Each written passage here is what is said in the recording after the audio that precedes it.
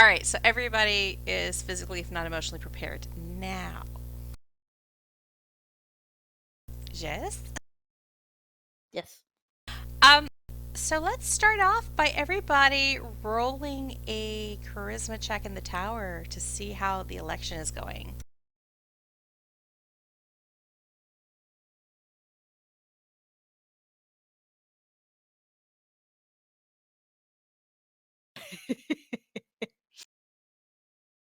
Is that Toby? Did I say anything over the microphone? No. It's just Steve put something in Discord. And maybe if you run into Dave again, because he's humanized now, he might have, maybe he's heard something about what's going on with the election. I don't know. And we can summon him directly now. Because he has a name. This is true. So, last time you had a tete-a-tete with Queen Othakent of the Bloodroot Lizardfolk tribe. And you told her about Saltmarsh's interest in diplomatic negotiations, which was the whole point of your original quest to go to the Lizardfolk tribe. Was as like diplomatic representatives of the Saltmarsh Town Council. For some reason, they thought you were good choices. No judgment. They'll find out. So Othakent let on that their real enemy, their true enemy, isn't the town of Saltmarsh, but the Sahuagin. And the Sahuagin sieged their ancestral home some months ago. They're very mad. They're planning to siege them back. And they're trying to gather some forces. They're gathering resources to make this happen. Othakent had some dubious feelings about further dealings with softies and related how the tribe had tried to buy some much needed weapons from smugglers out of Saltmarsh. But unfortunately, the ship where they were meant to take delivery of those goods exploded. And now the tribe is out 100 gold pieces worth of dragon shards. The queen's not pleased. She doesn't suspect, though, that you had anything to do with blowing up that ship. So that's nice. Queen Othakent gave you some guest badges, and you were allowed to mingle with the general lizardfolk populace to try to make some goodwill amongst those people to go to kind of make a possible alliance favorable. Over the course of trying to make nice, Shafira burnt some eggs, so you didn't totally win fans in the kitchens. But Kymir had a good workout with some of the soldiers in the drill hall, a place where Stiiv discovered there were no actual drills. Stiiv and Karathlana made some friends helping lizardfolk set up the banquet hall for the evening feast. And Kymir had a long liturgical discussion regarding dragons with a shaman, so he made one shaman friend. And this discussion revealed that the lizardfolk revere a dragon named Kyfoth. The same Kyfoth who was on the claim check you had for the gear you had to leave at the back door when you first arrived. And they believe Kyfoth to be a child, nay, a manifestation of the progenitor dragon Eberron. It turns out that Kyfoth is also an avid draconic gardener, and the lizardfolk tribe derives their name from the bloodroot tree that is cultivated by the dragon around her lair. The next day, when you were at the lizardfolk colony, the queen declared that the tribe is not completely convinced that the softies of Saltmarsh can be trusted in an alliance. And she said that the shamans were the main problem. And Othakent confided that she sent two groups of soldiers to the ruins of Marseval, which lie above Kyfoth's lair, but they have not returned. Their mission wasn't a rare one, it wasn't weird. They were charged with just retrieving some sap from the bloodroot tree for a ritual, which they do all the time. This ritual is to ensure the shaman's blessings on the tribe's current path, Without that sap, the shamans are bristling at the queen's attempts at diplomacy with all the local species and calling that this is doom and that it's going to be the destruction of them all. Othakent charged the party with traveling to Marseval, fetching this vial of bloodroot sap, and investigate what's happened to her soldiers along the way if you haven't found out anything. If there is tomfoolery at the ruins, the queen also wants you to verify that her daughter and heir Bellicent is okay. Belly was serving Kaifoth as like a handmaiden. It seems to be like the tribe's version of finishing school for their heirs. Othakent advised you to be like respectful of the dragons while you're in their lair. Like, don't make a big deal out of being there. Don't do anything embarrassing. I don't know why she thought she had to say something about that, but she did. And then you travel to the ruins using your method-powered elemental jolly boat. And on approach, you notice that the wildlife surrounding the ruins were poisoned, and Kymir became sickened through too much contact with the water as you hiked through the swamp. Carathlana didn't have any problems navigating the swamp safely, but the rest of you stumbled upon a pit of quicksand. Shafira managed to pull herself to solid ground before she was sucked into the hazard, but we left off with Stiiv and Kymir sinking deeper and deeper into doom. Yay! Woohoo. Nothing to see here. This is Dungeons and Dragons. It's fun. So the first thing that I want Stiiv and Kymir to do is to roll a d4. Yes, Kymir has a sinking feeling. Oh. So, that was to determine how far you've sunk into the quicksand. Oh no! And so, it is actually the d4 plus 1 foot. So, Stiiv is now 5 feet deep into the quicksand. How tall are you, Stiiv? 5'9". So I'm basically chin deep. Wow. Okay. Arms flailing? Definitely not. How is Stiiv reacting to the situation? Let's see here. Well, badly. So I guess his arms are flailing. And Kymir, you have fallen, you have sunk 4 feet into the quicksand. How tall is Kymir? 6 foot. And how is Kymir reacting to the situation? Well, I shall take advice from my learned friend. Very badly. Slight tinge of panic. Oh, I did do a save, not a check, but same thing. The earth is falling away. Yeah. In some ways, Stiiv is strangely comforted by this. I'm going to So, assume that I can't feel solid ground. you guys get to attempt each round to pull yourself free from the quicksand, doing a strength check.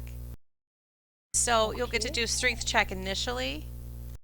And then on the next round, Shafira and Carathlana can act to try to help you out. But you'll also do another strength check. And Stiiv, you will also need to make some checks to see if you're poisoned by your contact with the water in this quicksand. Yeah, about that.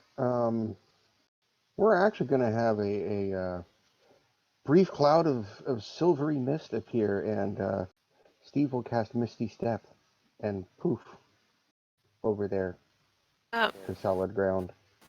I'm going to cast guidance on Kymir. Kymir is now proper panicking because Steve's disappeared. Poof! Let me just check one thing. I mean, do I see that where he is, or because I don't? Verbal only, no somatic component. How did you know that was what I was checking? Because I'm also a DM. Okay, so Stiiv poofs. Uses Misty Step, manages to poof to safety. He's all good and well now. You still do need to do a Constitution check. Check or save? It Let me doesn't double check matter. something. It's the same roll for me, so. Bad. Okay, so you're poisoned now, and you took 1 point of acid damage. Now, Kymir, I didn't do the damage last time, but you've also taken 1 point of acid damage, and you're already poisoned. Yes. So make a strength saving throw. And what is guidance adds a D4? What does it do? It says ability check, so I don't know whether that counts or not. I think the ability check goes with a specific skill. I think. Well, no, ability check would be an ability check. But let me double check something. This is a depends on saving whether throw, it's a check or so a I save, don't yeah. think it's applying. The same thing goes for Kymir, because if it'd been a check, he would have had disadvantage because of the poison, I believe. But a 10 is basically not enough for him to pull free. Okay. Next round. Kymir, roll a d4. Oh dear. Oh. So Kymir is submerged and now holding his breath. I don't suppose anyone has a 10-foot pole. I do, but it hasn't got a tube, a tubey bit. It's a solid quartz. Hollow. Well, That's I'm the more way- or less meant for us to jam into the quicksand so you could grab onto it. I could put my quarterstaff up so you know where I am. The good news, with a constitution of 13, you can hold your breath for 2 minutes under the quicksand. Okay. Which is like, what, 20 rounds? Wow. Yep. But you do take another point of acid damage. Maybe we should go help him? Do I need to be putting this on the combat tracker, the damage? I can apply it to you if you want me to. I don't mind. Just do I? Oh, okay. Got 2 points of damage. Right. You can go ahead and oh wait, no, you're submerged, so you didn't get to make saving throws anymore, I don't think. Or do you? I guess you do. That would only be fair. So do another strength save. And 16 is actually enough for you to manage to pull free.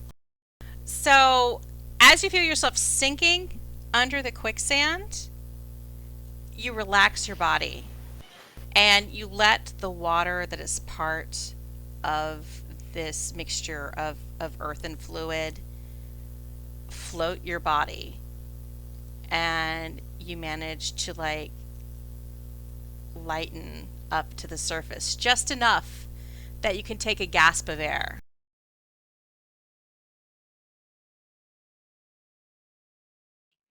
So maybe we should go and help him?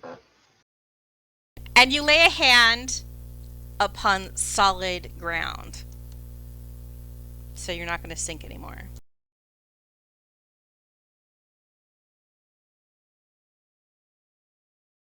All right. Steve will go over and grab his hand and try and help pull him Kymir out with his noodle-like arms. Honey boy helping the honey boy. Gotta stick together. Bony protrusions from the face. Kymir, are you working with him? Oh god, yeah. Okay, so roll a strength check with advantage, or I guess a strength save with advantage. Since you're out of the water, I wonder if there should be like an athletics thing. Since you're out of with or without advantage then. Well, this will be Steve making the All right. roll Oh, okay. rather than you in the quicksand. So I think you're going to do an athletics check with advantage. That's no problem. So you give Kymir's hand a good tug, and it's just like he pops out of the quicksand with a thwack sound, and you drag him onto the surface of the ground. That's just like pulling rice barrels that went overboard back on the boat. So that kind of greenish yellow square is where the quicksand actually is. So you're like out of it. Right. You're Let's not step saved! there. Woohoo! Oh, that could have gone a lot worse. And oh wait, Steve, you're poisoned now, right? Yeah. So that check probably should have been a disadvantage, but you rolled high enough on both of them anyhow that it would have been okay. Yeah, I forgot. Do you want to throw poison on me so I don't will. forget? Yeah. Yeah, even with the straight roll, it would have been an 18. Yeah, like you dropped a 15 and that's fine. Now that you're on solid land, what do you do? Try and wipe all the mud off me. Well, it looks like there's an entrance over there. Should we just go on in? You mean that really big hole that looks kind of... Oh, that. Okay. Well, you see a ruin, and it seems to be a very aged, ancient, tumbled structure. Most of it is flooded with swamp water, but you notice that there's like a room in the northwest quadrant, and the floor in this room, like just past the threshold of the door, is mysteriously dry in contrast. Well, that's why we're here, so... In we go.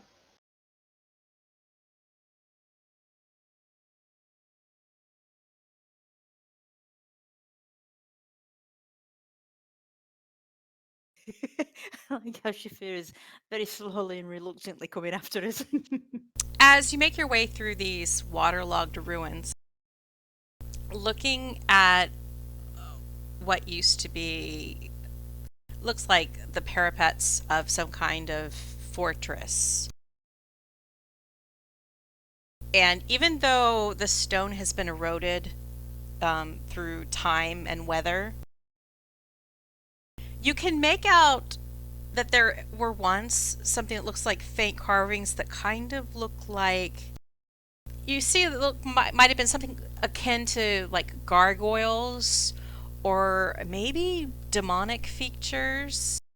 They've been worn away some, but you don't think it looks like anything nice. This is carved into the wall, yeah? Yeah, that were features carved into the wall. This looks like it might have been the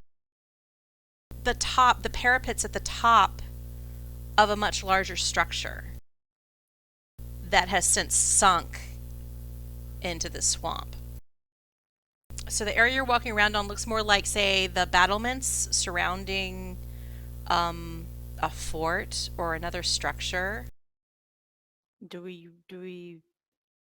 Can I do a history check? Can I see if it rings any bells to me?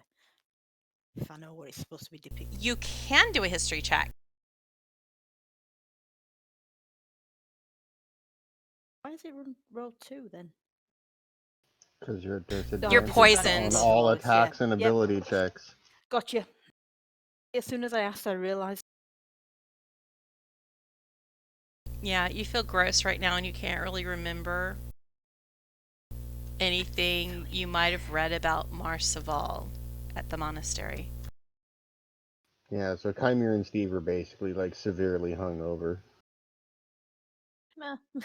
Kareth Lana, do a history check as well. Ooh. Kareth Lana remembers hearing about this place when she was studying with the gatekeepers. She remembers that 10 million years ago was considered the age of demons in Eberron, when like the world was ruled by powerful evil fiends known as the Overlords. And the gatekeepers, part of the whole charge is to make sure that these fiends who have been purged, and they were purged by the combined forces of like dragons from Arganessen and the Kodals of Zindric. The gatekeepers are charged with maintaining that these overlords do not come back to Eberron, that they stay imprisoned, that they stay locked in Khyber on whatever planes they've been banished to. And she remembers that Marseval, once upon a time, was a fiendish citadel, one of 3 that were known in Kabara. So that's not good. So are we saying this is like an evil place then? Do we get a sense of that, or is it just it's got bad history? Well, you know it has a bad history, but like 10 million years ago, a long time ago, bad things had this place as like a temple/castle. Okay. Yeah, it wasn't yesterday. But if it were big bad things, it might linger a long time. Yeah, like making a poison swamp. Yeah.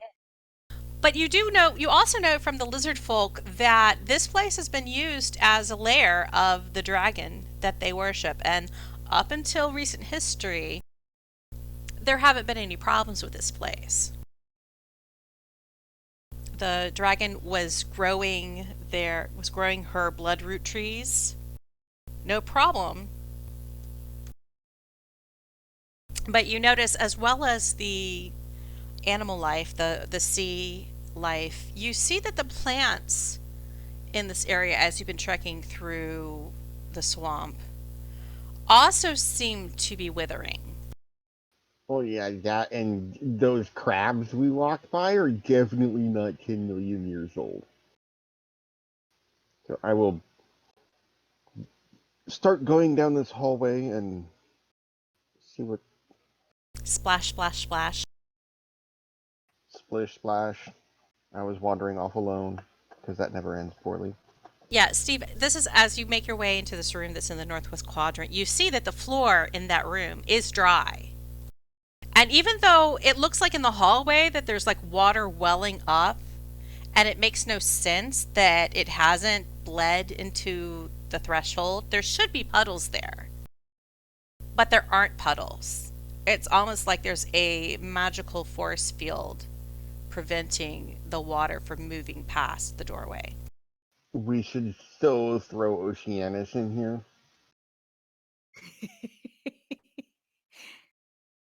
So does that mean if I walk in, did I suddenly become magically dry? Yes. Your pants are magically dry now. Okay, that's kind of cool. And the people behind you see this like little spray of droplets just kind of whoosh back.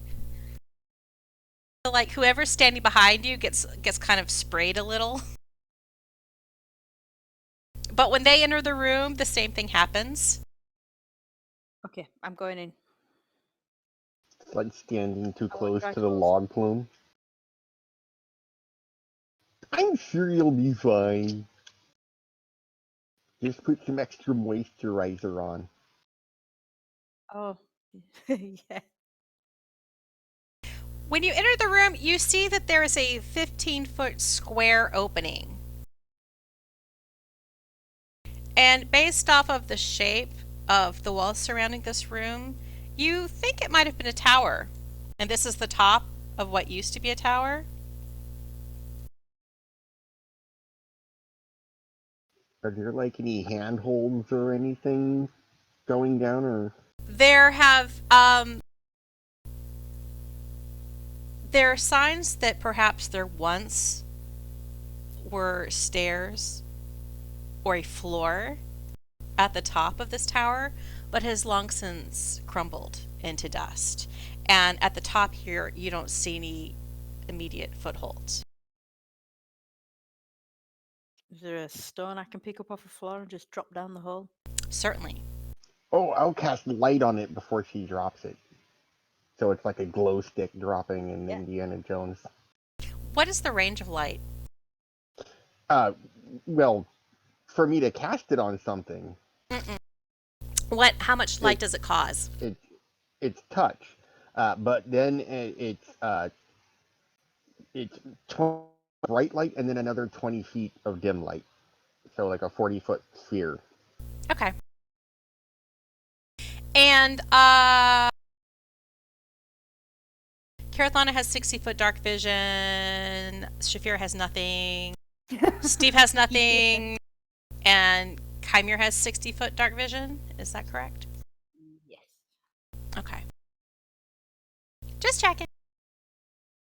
So, Stiiv, you cast light on this rock that Kymir's picked up.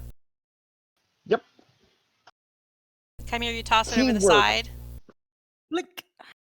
And as you watch the rock tumble down this chute, basically, after it falls about 20 feet, you see briefly illuminated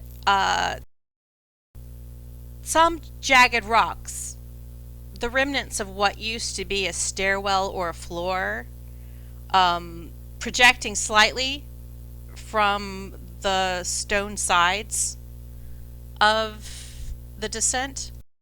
All the way around, or just on one side? Not all the way around, it's punctuated. And then as the rock continues to fall, you see at 40 feet, there seems to be something else, but at a different angle, at a different location around the descent. You get 60 feet, there's more, another outcropping along the side. But beyond that, you don't see anything. The light, at 80 feet, you see a faint little glow, and then it continues to descend. And you just see the dot of light get smaller and smaller and smaller and smaller. Do a perception Does it check. eventually stop? Oh. Okay. I'm not gonna see shit. Nope. I rolled 2 3s. Kymir, after a couple seconds, you think you hear the sound of the rock hitting stone. And based off your guesstimation of how long it took you to hear it hit the floor, you'd say the total drop is over 100 feet, definitely. You'd say it's somewhere between 100 and 150 feet. Wow, that's a long way down. I shall relay that to the rest of the party. But at least you don't have to do it in one big chunk. There's things down the way down. True. Provided those don't break off and send us to our demise. Well, yeah, so I would suggest we don't all jump onto the bits of rock in one, together. Did we get some rope from someone? I think you had 100 feet of rope to begin with, and I think you got 100 feet more of rope from the Queen's supplies, but she wants that back when you're done. Yeah, I had one, and we borrowed 2, so I got 150 feet. And I know what I was remembering. Shafir has some string I have strings and pittons. Don't forget the pittons. and pitons. So there's the option. There could be some more footholds along the descent of this All right, tower so ruin. We think a first protrusion of remaining stairs is about 20 foot down. Yes. So the first lot of rope would reach it easily. Have we got anything we could secure it to, so that someone doesn't have to stay up here? we have pitons. Would you want? You have pitons. This also it looks like the top of a tower. So there are very wide, what do they call it? Those indentations, the crenulations or whatever at the top of a tower that are kind of like square teeth. Yeah, Crenulations. Okay. Then So you could tie the rope around one of those, but it would take up a good, at least 10 feet of your rope. But if we have a total of 200 that we Yeah. can, Yeah. stitch together. Can we check the solidity of the crenellation before we tie the rope to it? Absolutely. Be a nice time to be a dwarf. Stone cutting for the win. But whoever's inspecting the crenellations, do an insight check. Unless you happen to have like skill and proficiency in masonry tools or something. Oh my god. So Kymir thinks it's the rock. Carathalana wins. Carathalana feels absolutely certain that this big old chunk of rock, it looks like perhaps it was carved from solid stone, this part of it, and was glued together with some kind of super solid fiendish masonry. Like that stuff lasts eons. It's already lasted 10 million years. It's like this place has good bones. It might not have had great like interior finishings, but it has good bones. Okay. And Shavira felt pretty confident too because of her experience, I don't know, climbing walls for purposes to get into buildings. Okay. This fortress ate lots of rice. What? It's solid, it's gotta. It ain't its Wheaties. So describe to me what you're doing here. You've tied several ropes together. How many ropes are you tying together? All of them. All of them. So you got 200 feet of rope, and you've lashed 10 feet of that or so around this crenulation. Is it like one loop, 2 loops? 3. It's got to be 3. 3 loops. Plus, of course, we're going to lose like a foot on each one from tying them together. So that way we've, got a little bit of a buffer. Just from like tying it off on the crenulation at the top, you've used up about 30 feet of rope, so you've got 170 feet to work with. Do you just throw it over the side? What do you do with it? I will. Has anybody Go got on. climbing skills? Carathalana says yes. To the climbing skills or throwing it over the I'm side? assuming that was to throwing it over, but I could be wrong. The rope has been yoten, Jotun. which I'm assuming is the past tense to yeet. That's a Welsh word. It's got to be. I'm sorry, I'm broken a little. It's used. So rope, yeet over the side. The rope has been tied and flung. Tied and flung. So you haven't bothered to tie it around any of you No. or anything like that. You haven't lashed yourselves to it in any sort of way. Actually, hold on. Here, since I can do this, and it stays on. It's not a concentration thing. We'll light the whole rope up. Oh, nice. And this little You 10 cast foot... light, and you see the rope it starts up at the top, and you see this little line of 2 inches in wide, light up and just travel down the side. It's in 10-foot chunks, so it's kind of like the lights in the theater, like the little stair lights. You got like a little blink, and then a little bit later another blink, and then a little bit later another blink. Yeah. Well, but like when you first started, when you tied off the rope, when you dropped it, did you try to aim for the first little outcropping of stone that was visible, or did you try to go around it? That would have been smart. I'm asking you to retcon, so How wide's the hole again? Sorry. it's 15 feet square. Yeah, I would say that we tried to chuck it close to the first one that we saw. Yeah, exactly. So you see the line kind of go straight down, but then it hits this little outcropping of stone out the side, and then it bulges a little bit, and then you see it kind of at an angle descend farther. So it's kind of like this crickety line zigzagging down this sunken tower. And eventually you see a little teeny pile of circles on the floor, like circles in the distance. I shouldn't have used the word floor because that's not necessarily accurate.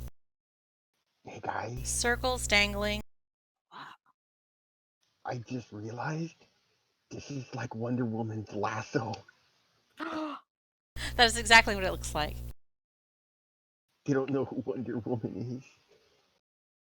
Yeah, except there's no Wonder Woman in Eberron. But I hear that Delara Omarin's really cool. Yeah, see, it's all those things that the guys between in the bottom of the ocean tell me about that no one else understands. Well, you know, it's kind of the same thing as like when you tie a bunch of electric eels together and you wave them around. It's like that too.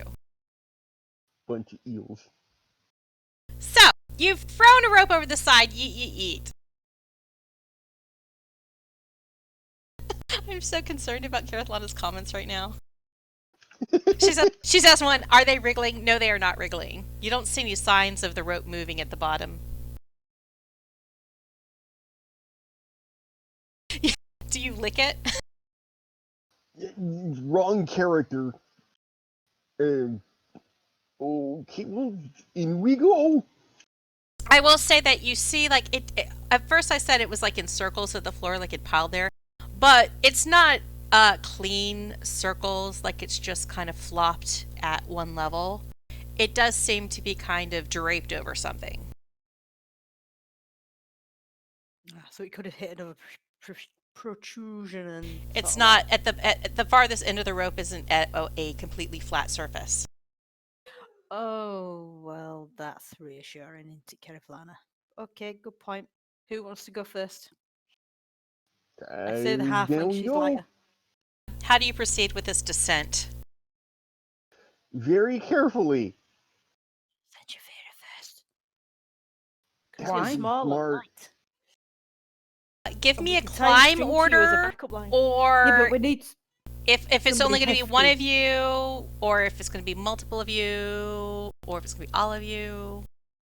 I don't think we should all jump on that bit of protruding stone just in case.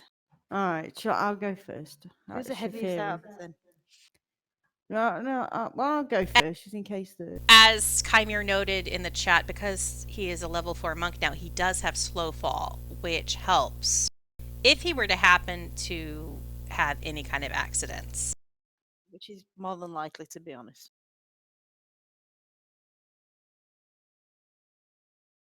Given my track record. Who is the heftiest? Oh, It's yeah, not Shafira, because she's like a halfling, and they're teensy. A rogue in her leather armor. It's like I'm gotta currently weigh at- 2 feathers worth of weight at best. My encumbrance is currently 116. But Is that's not Carathlana including the me, heaviest because she has all that heavy armor? Okay, so Stiiv might be the heftiest. What are you Because I'm carrying the that's so heavy? By the Oh, looks the of it. gold The ribs. rope, actually. Oh, That's yeah, 30, the rope would that's do it. 30 pounds. Let me take that off. Because, I mean, I bet you Yeah, shoved a take whole that bunch of off. stuff into that bag of holding. I did. Does that mean I should take the rope off mine as well then? 'Cause we're tied together, aren't we? Carathlana, the weight of the depths. Yeah, that sounds accurate. Part of it is just the weight of your existence, Stiiv.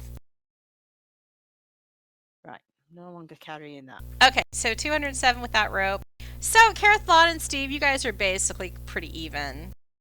200. Look at Shavir and say, right, me and V. So Shafira and Kymir are the lightest of loads. Ladies first.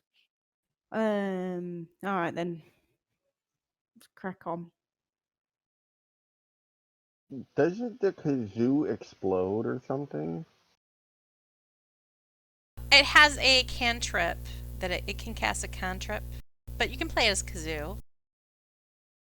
I think it just has like what? Does it have one shot of thaumaturgy or something? Yeah, we can make it really explosively loud. You can set off Hey fireworks. everyone, we're here! Set off fireworks in Dragon. this enclosed space. Okay, so you cast guidance on Shafira.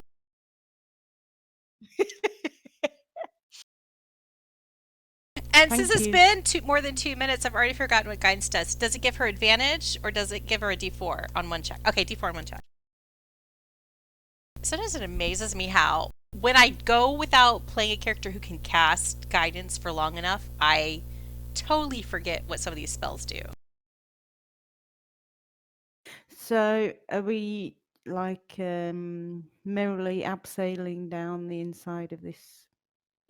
It, It was- it does occur to me, since we're going to probably have to do a whole bunch of checks before we go down, is there maybe a way our cleric can get rid of our poison?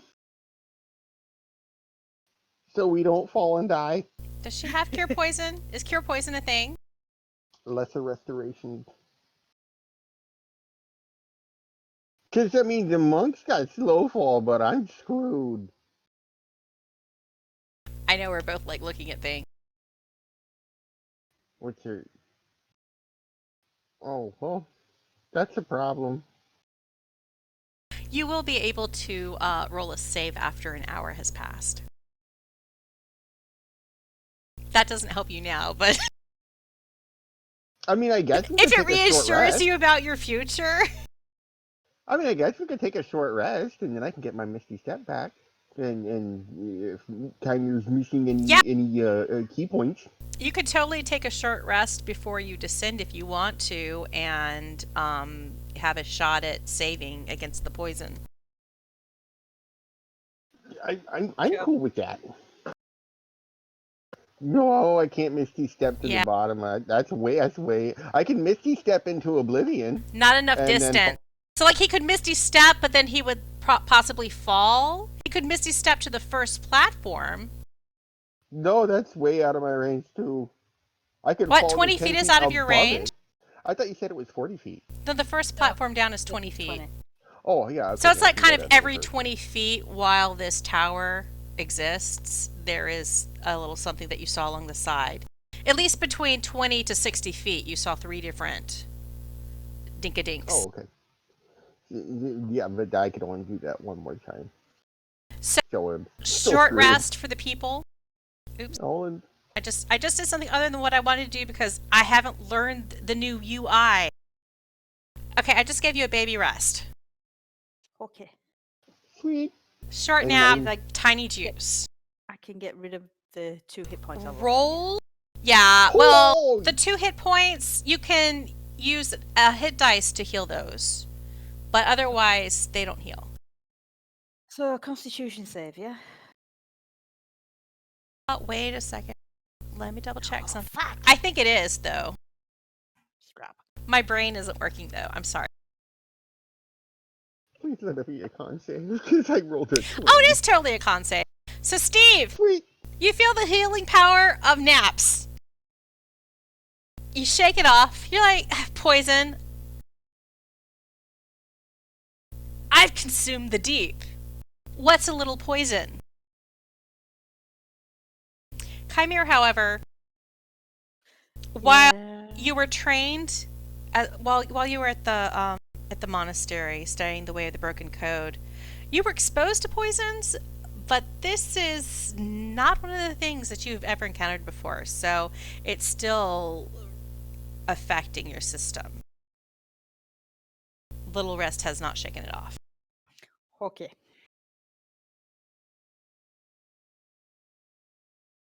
I am removing your effects, Steve.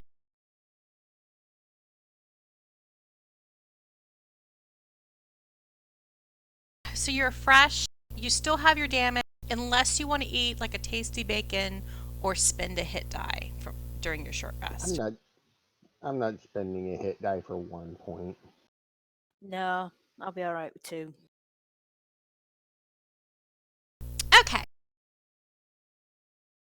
So everybody's had a short rest. If you had any abilities that were expended that refreshed during a short rest, you should have them back now. Oh shit, the rope went out. The rope is no longer a lasso, a golden lasso of light. But hey, it's okay because you can see it at the top. You can still kind of see it about 60 feet down. At least half of you can kind of see it, winding its way down the sunken tower. Steve, can you make my horns glow? Oh yeah. Yeah. Oh, since he's a willing creature, yeah, make her horns glow. It means I don't have to carry a torch So then. not only is Kymir horny, Kymir's bright and horny. Wait, what color light do you want? Or something that's not going to knack up dark vision too much. So red. Red it is. And that kind of looks good on you. I bet it does. This is Cosmetic glowing horns. yeah. You can totally see going to like the clubs of Sharn wearing that get up. Oh dear. So you got 1 hour of horny glow. Okay. Now, Steve, tell me something else about light. Can you light up? It's a cantrip, so you can light up all kinds of things if you want to, right? Oh yeah. Be like, light it up. Although I just noticed it ends if I cast it again, so technically the whole rope couldn't have been lit, just a chunk. Well, you just relight that. Well, for light the rule of instead, then cool, if I think the whole thing was lit. It was a cool effect. It was cool. Okay, so you've got your glowing tiefling. You got your rope hanging over the side. It still seems to be in good shape. I mean, you can't see the end anymore, but the part that you can see is still just dangling there as you left it before your short rest. So, who's going first? Shafira. Left it was Shafira, then Kymir. But now I'm wondering if you want me to go down first, if I've got the horns. You could do, and then if I slip, I can land on your horns. That might hurt. This sounds like Wait a minute, planning. if it's only 20 feet, like between each thing, right? Right? Then Kymir doesn't have to do anything. He can just, Drop. do his monkey fall Yeah. straight onto Well, the piece of rock. Yeah, he all the wouldn't way take down. any fall damage with slow fall, but he'd have to try to make sure he landed. Yeah, and I'm Mm. Oh poisoned. yeah, there's And I'm also yeah, concerned that the stairs will not stay attached to the side if I hit them hard. well, but you're slow falling, so there's Oh, Oh, I would that just imagine there's reduces the still damage. some Impact. impact. Yeah, that just makes you let do the 3-point superhero landing. Yeah. All right, I'll stick with going down with the rope. It's like not quite as effective as a feather fall. Yeah. All right, yeah, I'll go first then, since I've got light on my horns. So you start climbing down towards the first platform 20 feet down. Well, there's nothing saying I can't just cast it on Shafira's armor. You say it went out if you cast it again. Well, yeah, but then she'd be glowing and going down first, and I can cast it on you before you go down. I suppose. So is that what you're going to do? You're going to have like somebody climb down to the first platform and then the next person climbs down to the first platform, or describe this to me. I kind of like the idea of the light one going first, Yeah. Yeah. All right, go on. Yeah. especially if it's someone who actually has climbing. Well, I've climbing gear. I don't know if I've the skill.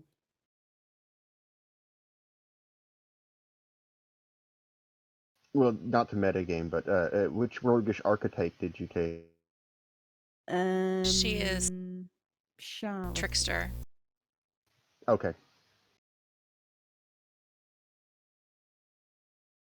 I was just curious because if he did thief, then you'd have a second story work and can climb down, no problem. No, she's an arcane trickster. That's how she did the firebolt that exploded that ship. That's right. That's right. She's a tricky missy. Right, so everybody ready? Shall we set off? Go for it.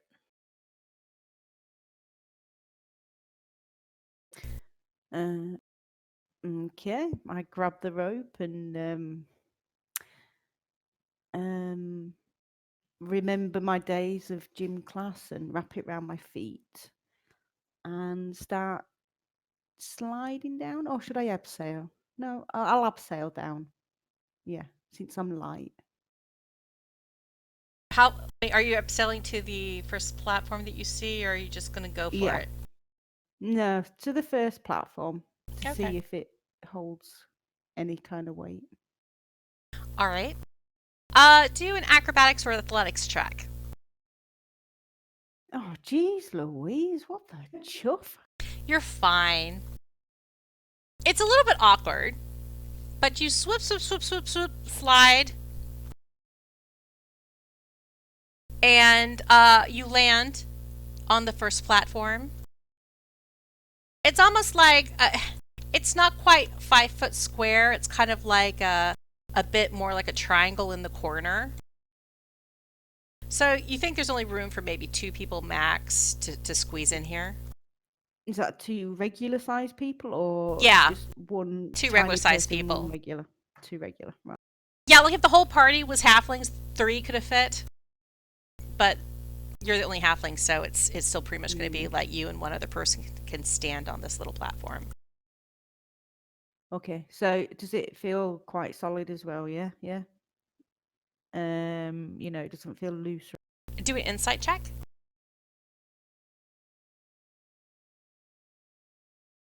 I'm changing the color of my dice. You have no idea. You jump up and down a little bit, but because you're so small, you're not really sure. I mean, it's fine for you. You don't feel any concerns about it supporting your weight, but you have no clue whether or not it's going to be fine for your heavier party members. Okie doke. So I'll shout. Shall I shout up? I'll shout up to the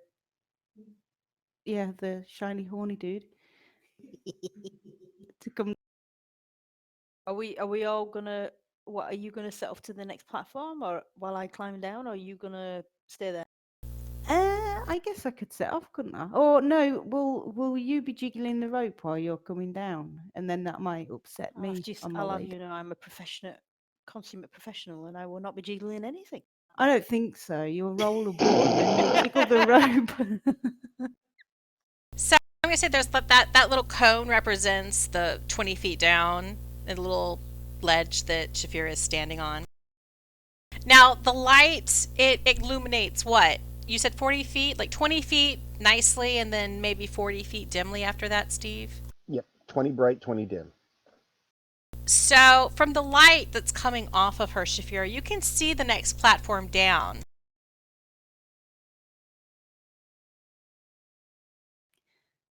Is it in the same line as the rope, or does it sort of, is it away from where we're currently dropping? No.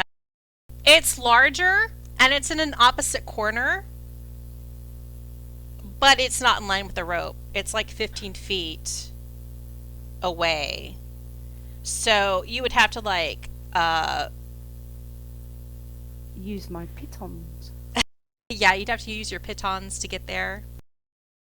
Well, no. If I hold the rope, if we affix the rope to the wall where the platform is now, and then if you climb down to the second platform and swing it so that you can get over to the next platform, and then secure the rope over that side, and then we've got the rope going to each platform. Does that make sense? You could use pitons to shape the path of the rope. Yes, that's what I was thinking. But you would have to swing over to that platform while the rope is kind of dangly. Have you seen my rolls tonight? Okay. Am I doing this before Chimera comes down? No, I think Cariflana's right. If I come down to the platform and then I can hold it, maybe help you swing. Okay.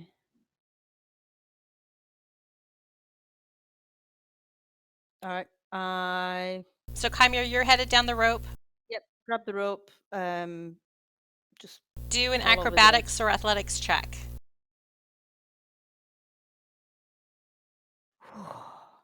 You're fine. Okay.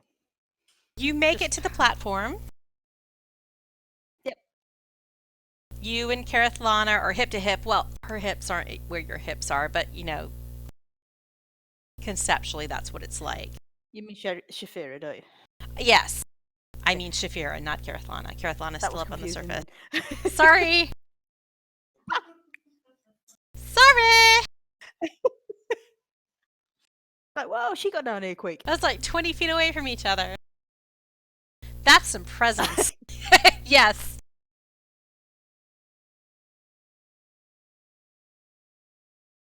As soon as you land and you're settled, both of you are settled, you have your feet on this ledge.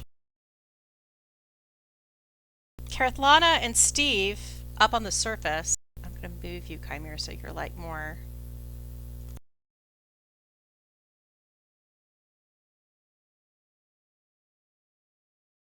Carathlana and Stiiv, you hear this buzz, buzz, buzz, flap, flap, flap, and a swarm of sturges fly in from the swamp, from above,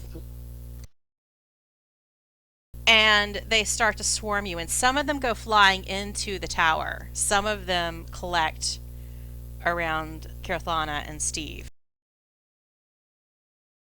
That's not good. Whole lot of sturges going on. Is one of them named Meredith?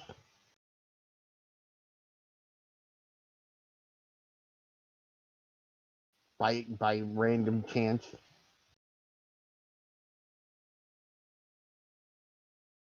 Dude.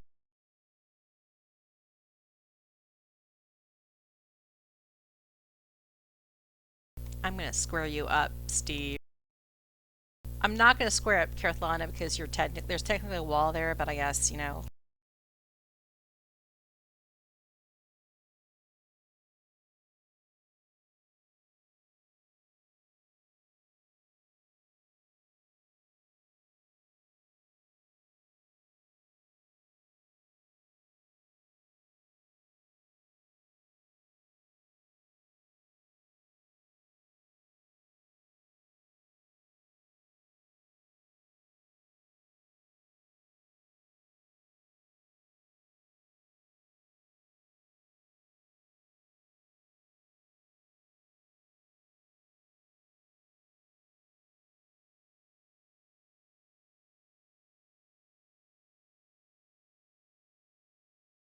Okay, making things visible now.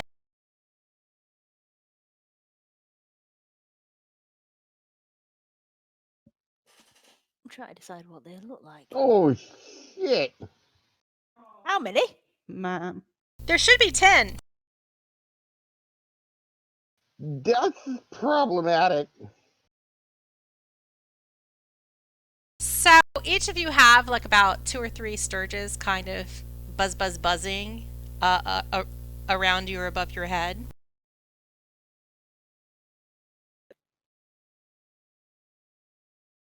You should roll initiative. I think that would be a good thing. Yeah, Meredith Burgess was the trainer in Rocky. And the See, I know penguin. he is now. I didn't get it though. Holy shit, there's 2 ones. Yeah. Trust me, this is the best place for you to be rolling a 1. Oh, well. I did not want to be first. If you get Toby out, can't he give you a hand getting down the thing once he's finished? It's spectral. He doesn't actually touch anything. Except you your touched heart. me. You touched me in that cave. Yeah, he did. That was a special circumstance. Mm. That was like a legendary fondling. Legendary fondling. I think it was a critical fumble or something on Toby's part, and Yeah, that he I rolled a managed to 1. actually touch you. I rolled a 1. So it's not like a natural occurrence where Toby is concerned. So, one of the Sturges by Kymir is the first to get to do mean things. No, by Shafira. And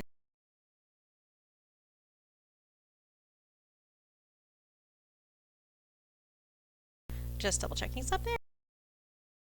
Tries to sink its proboscis into Shafira's little halfling neck to get a snack.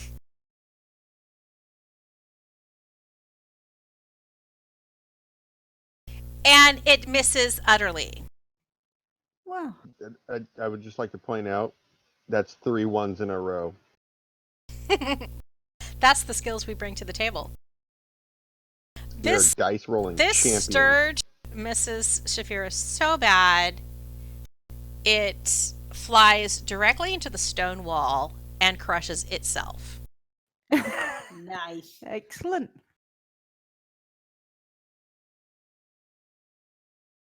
The next Sturge is by Carathlana, and it tries to get a little sea elf snack. And it misses, but it's a normal miss. Is there anything Carathlana would like to do when that creature misses? I will take... Probably.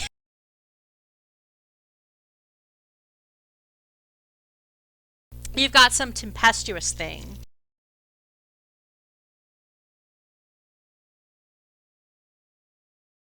I didn't know if you wanted to use that or save it.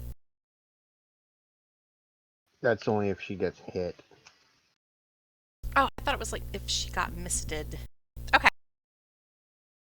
The next Sturge is also by Carathlana, so it's going to try again. Or that one's going to try. It also misses because armor. The third is by Stiiv. It tries to sink its proboscis into something. I don't know why I keep trying to say its proboscis because that's really hard. It hits. And it attaches to Steve's neck. Does he find him too salty and fall off? Does 5 points of damage, and it starts to drink. And he's going to take something back because I'm going to look at him and go and cast Hellish Rebuke as my... Oh. The Sturge thinks you're super tasty and is not phased by your rebuke. Well, he still takes half damage. He takes half damage. Well, how much half damage does he take? A lot. This might be good. Ooh, it is good. He just explodes. You rebuke. So, like, the Sturge sinks its little teeth into your neck, starts to drink, and you do like this psychic splat against your neck, and it just squishes. And you have this like little mark of squished bug on your throat now, but it's dead. Hey, Steve, it's your turn. Sweet. Okay, so let's see. There's Sturge 2 and 6. They range with me, right? Yeah. And 4 is in the pit. Yeah, if it's somewhere if it's like this. adjacent to you, then it's at your level. But if it's adjacent to another character, it's at their level. Sturge 4 is kind of, well, I guess he's adjacent to Shafira. Well, what I'm going to do is point a finger down, because I got a 60-foot range with Toby, and I'm going to summon Toby out of the wall next to Sturge 4. So Toby sprouts from the wall.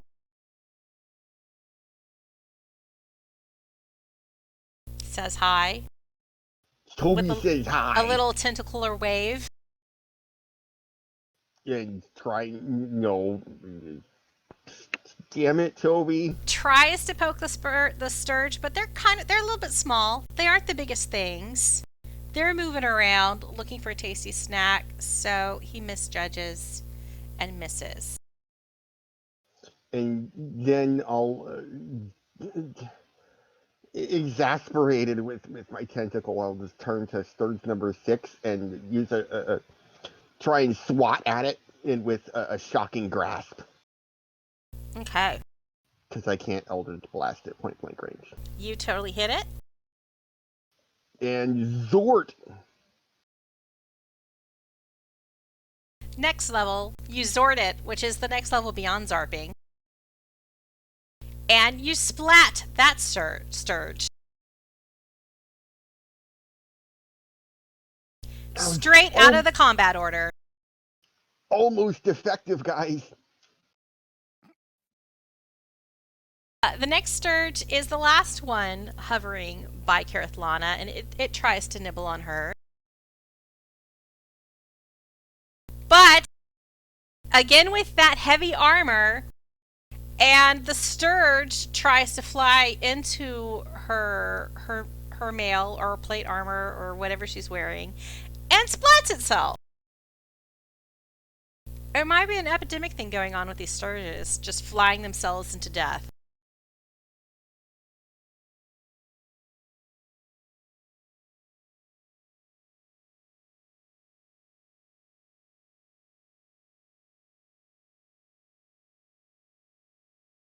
The next sturge to act is next to both Shafira and Kymir. So you guys, both Shafira and Kymir, roll d4, and whoever is highest gets bitten. D4, yeah? D4.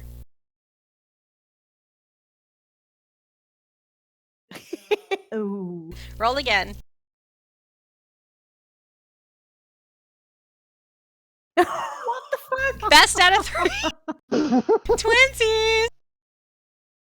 Okay, No good. way. Alright, switch to D6.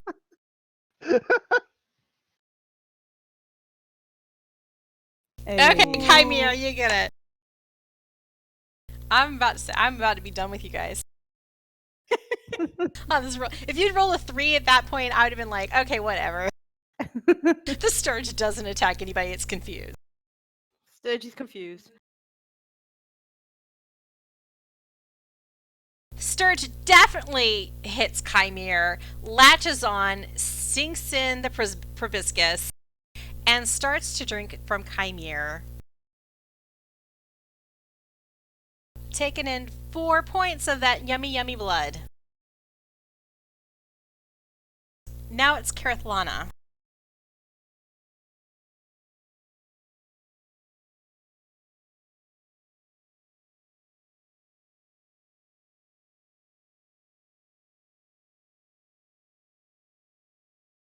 What? A thunder wave? So you cast a thunder wave and utterly destroy the 2 sturges surrounding you. They're like blasted into sturge oblivion. Poof, poof. And Carathlana is clear. And that is you for your turn. Except for moving closer to Stiiv. Sturge 4 is down in the tower, and it tries to nom on Shafira. And it latches on with great accuracy. Halflings might be tiny, but they're tasty. And perhaps because Shafira has a mark of hospitality, she's even more delicious than normal halflings. Her blood type is strawberry jam. Yeah. Blood type strawberry jam. But I roll like crap, so you only take 5 points of damage. But the sturge is attached to you. Still attached to me. Just making little notes, trying to remind myself of who's attached to what.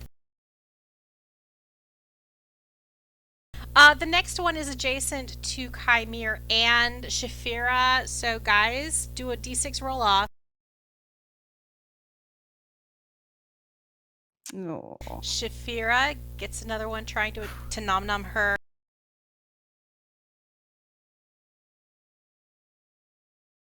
It does. So you also have Sturge 8 is attached to you. Drinking up 6 damage. Shafira, it's your turn. Right. Yeah.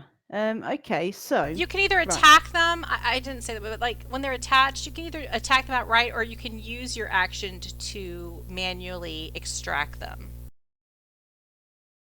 without doing any attacks. But you definitely like remove one. Okay. So question. Whereabouts are they attached to me? They're like on either side of your neck.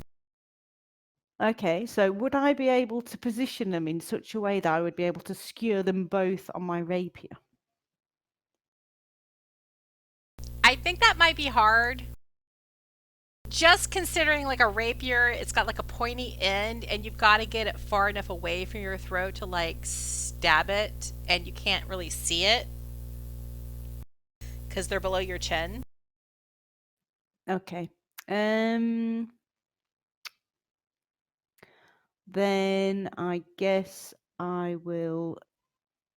I'll have a stab at Sturge 4 with my dagger. Okay. I'll risk it for a biscuit and hope I don't roll a bloody. Change your dice colour. Okay. Oh, that's all right. Okay. All right. You stab Sturge 4. Do your damage. And you stab him straight on point. You just right through his little back. And then pulling your dagger away, it's straight through the Sturge. You plop it out of your throat, and Sturge number 4 is no longer attached to you. And it's very dead. Kymir. All right. Which one's got me? You're poisoned. You have Sturge 1 attached to your throat. Then I shall. I'll go for Sturge 1.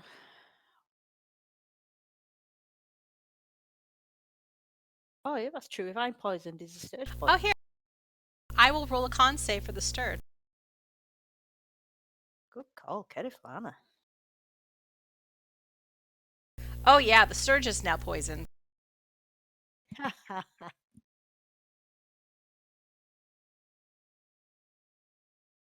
Right. Yeah. Okay. Sturge 1. Did you say I had to do something different if I wanted to remove it or kill it? You could just use your entire action to plucking it off of your neck, so that'll keep it from sucking on you anymore, but it won't kill it. Or I can try and attack it. You can try to attack it if you want to just kill it outright. I'm going to do that. If you miss, though, it'll still be sucking on you next turn. Okie dokie. I will attack it.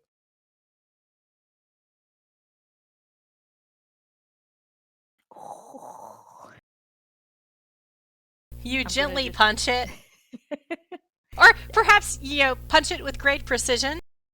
I'm thinking like both arms, like one on either side, squish it in the middle. Is that like the open palm technique? Maybe, yes. Hey. And you squish that Sturge. Obviously your dice colour change works for me as well.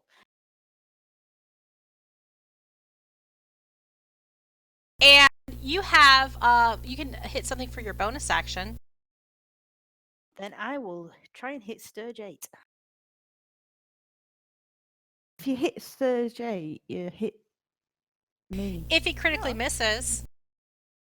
Oh, is that attached to you? Yeah. Yeah. I'm going to hit Sturge But 8. that'd be quite funny. Uh-oh. You missed? But it wasn't a natty 1, so You would have kicked my ass.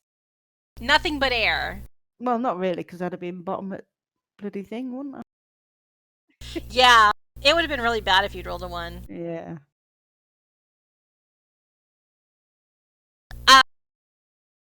But Okay. nothing bad happened. You missed, but nothing bad happened. Sturge 2 is next to both who are you again? Stiiv and Kymir airspace. So you guys roll d6s.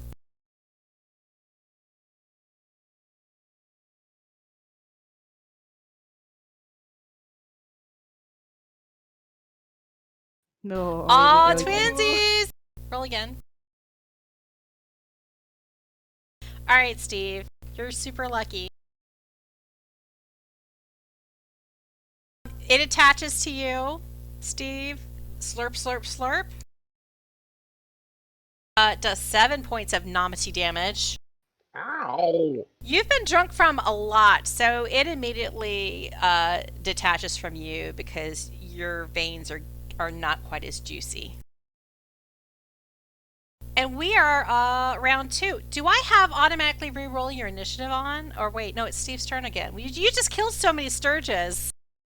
I don't understand turn order anymore. Well, they went from 10 to 2. Speaking of 10 to 2, I don't know what that has to do with this, but I'm gonna smack Sturge number 2.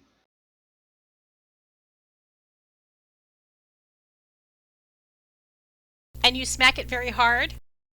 Stop biting me! And you smack it into oblivion. And Sounds as like you a hit bug it, zapper. it's so full, so plump and juicy with blood. When you splat it, there's this little spray, and it lands on your face. Cool. Your own blood. Give that back! Alrighty. Then we'll have Toby. Carathana. Whoa, whoa, whoa! Oh yeah, Toby. I'm sorry. Toby. Back up, back up. We'll slide Toby along the wall. I'm sorry, Toby. Camille says hi to Toby. And Toby will try and hit Sturge number 8 to redeem himself. That is attached to Shafira's neck. So, Toby fondles Shafira's neck, hitting the Sturge attached to her in the process. Sorry, this is awkward. And splats it!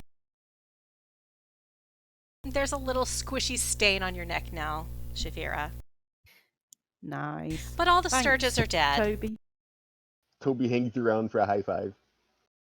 It is now a no-bug zone.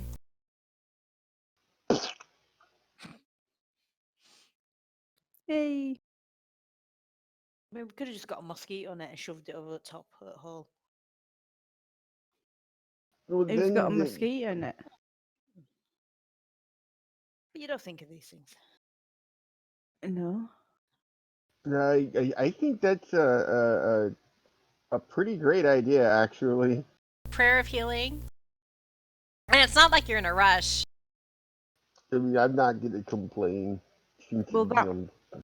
Well, that reaches down 20 meters down, or feet, whatever. Yeah. I think it's like she does a ritual or something, or it's not a ritual, but it takes her 10 minutes to summon this magic, and then she gets to heal people of her choosing within a distance.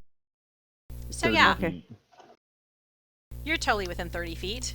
Okay, You're, so we you're need like to 20 feet dawdle. away. Yeah, so we'll dawdle here for a minute, yeah.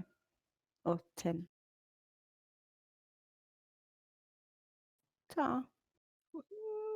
Sweet. Thank you. Okay, so people are healed, everybody's bright and shiny, like copper pennies. I'm gonna take a quick little adventurous break for like a 2-minute break. Cool. I'll go get another beer. So go refresh your drinks, pet the dogs, herd the children, whatever you need to do, and Okey-doke. we'll resume. I'm still covered in my own blood. I should have allowed 2 minutes and 20 seconds so that we had plenty of time to wash our hands. This is the awesome time I get to catch up with what you guys have been posting, all the animated GIFs in our Discord. I'm amazed at that one GIF with the rapier. Because that's exactly what I was thinking. Yeah. That was Kymir back. Kymir is back. Shafir is about to be back. You got us mixed up again, didn't you? Well, it used to be really easy because Shafira always talked more softly, but she hasn't been talking as softly lately. So then sometimes it becomes a little bit trickier. But I did get it right then. And sometimes when it's just one word, it's harder. It's true. The accent is weird. Oh, hi, you're back.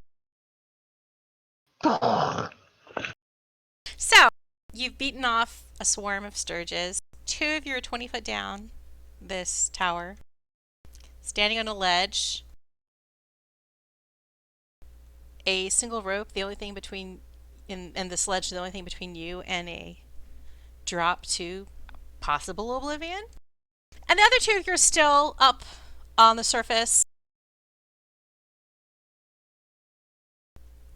able to look up at the sky. Well, I guess the people in the tunnel can still see the sky from where they are now too. Yeah. But you can feel the breeze. Stiiv and Kymir can feel the breeze on their faces. Their shiny, happy, partially bloodied faces. Just from dirt, no longer from injuries because of Karathana casting Prayer of Healing. How shall you resume? Well, I guess me and Kymir need to try and get over to the next one so Caraflan and Stiiv can come down. Right. So what do you want to do? Do you want to climb around the wall with your pitons, or do you want to swing? Oh, do you know? I really don't know. Am I gonna have to swing across and then pit on the rope on the other side so it makes like something that everybody can slide across, or what would everybody prefer? I'm shouting up to Stiiv and Caraflana as well. You're the climbing expert. I mean, we'd have to really secure the rope for you to be able to use it to slide. Yeah, well, should we secure it on this side and then swing across? How far down is it, this next leg? From what you can tell, it seems to be about 20 feet between the ledge you're on and the next ledge. The problem is that it's like 15 feet away as well, like on the opposite side of the tower. So I should have thought of this beforehand, but I'll cast Mage Hand and put my 4 little pitons in it and Mage Hand it over to Shafir and be like, here, these will probably help. Have more pitons. Now, like, my understanding of pitons is are they like U-shaped so that like both ends go into the stone, or are they like a hook kind of thing where there's like one thing that you hammer into stone and it like guides? The metal spike, but some of them do have like holes. According to where you can feed the rope through? Yeah, according to the images that I just found, they look like this. I'm gonna put it. Okay, that's fair. So you can feed the rope through the end. Because I was thinking kind of like about it being used as like a little foothold. But you could also thread the rope through.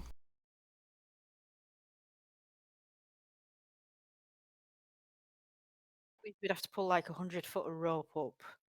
Yeah, you'd have to pull the rope up.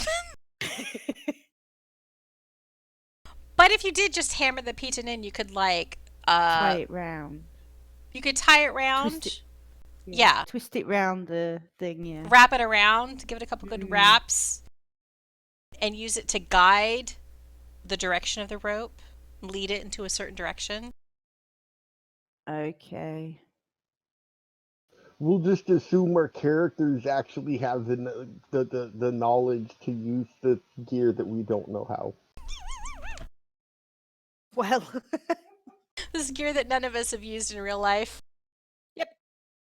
Well, it's kind of like in that other game where you're a veterinarian and we don't know shit about that. I've at least interned in a veterinary office. Oh, well, that helps. Not for elephants though. I have neutered cats though. But have you given birth to a giraffe? Yeah, I haven't given birth to a giraffe. But I've assisted in surgeries for smaller animals. But back to the fun at hand. Let's just say, in general, you're using your pitons. Yes. Not only to potentially add additional footholds on the trek down, but you could use it to restrain and guide the direction of the rope. I don't know.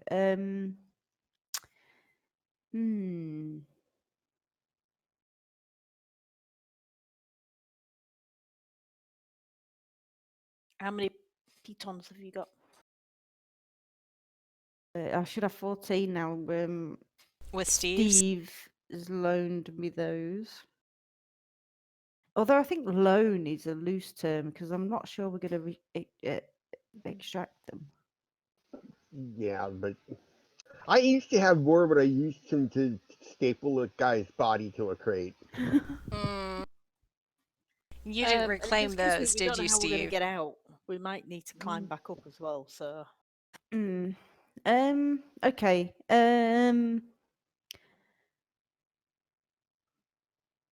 Oh, do Want you me to know, just slide I've never down? been rock climbing.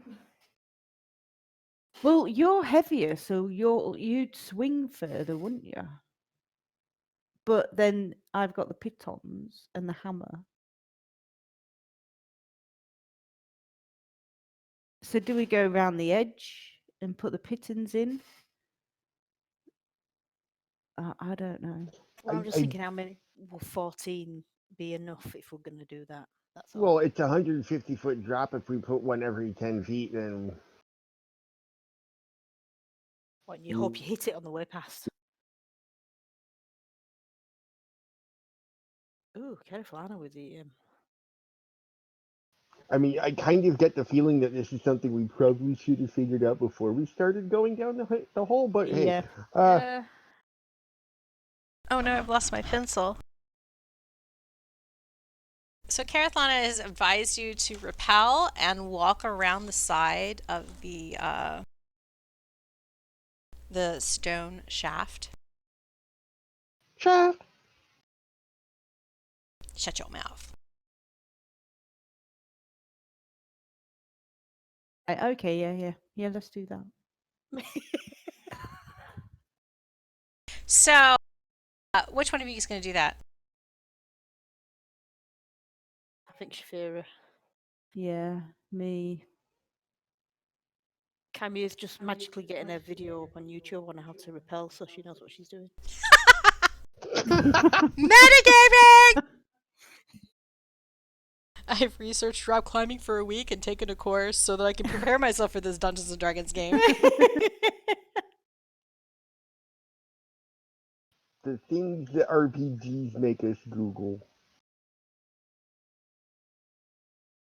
Okay, I just now, like 5 seconds ago, realized that you guys, like 2 of you, your names start with K and 2 of you, your names start with S. Wow. And somehow that seems really cool to me, like you are twinsies. All right. So I guess Shafira's gonna. So, a scooch round. So The Shafira is wall, yeah? scooching, Sliding down, scooching, and rappelling down the rope, using the wall, walking along the side to kind of guide herself to the east toward the next platform down. So, do I need to put a piton in that wall? What the Are north you wall? hammering pitons as you go, or are you going to wait till you get to the next platform?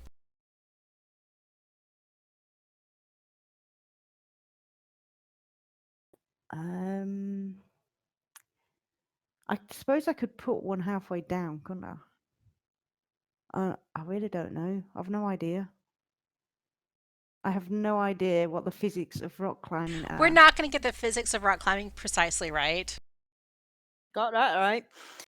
These are just guidelines for whether or not I'm going to make you do a check for something and whether or not it might have any kind of influence on later stuff. What? But it doesn't have to be accurate to the laws of physics, because I don't know how to Right. be accurate to the laws of physics.